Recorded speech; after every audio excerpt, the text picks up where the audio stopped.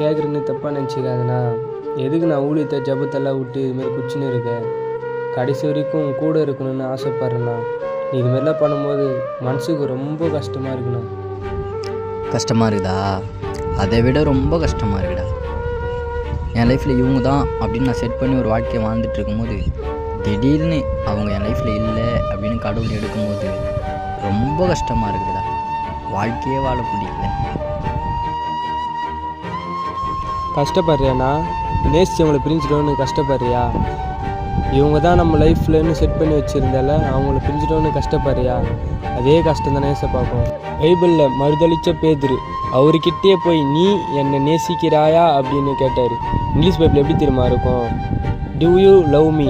நீ என்னை லவ் பண்ணுறியா அப்படின்னு கேட்டார். அதே லவ் தானே உன் மேலேயும். நீயும் நிறைய இடத்துக்கு போகணும் அப்படின்னு ஏசப்பா அவர் மைண்டில்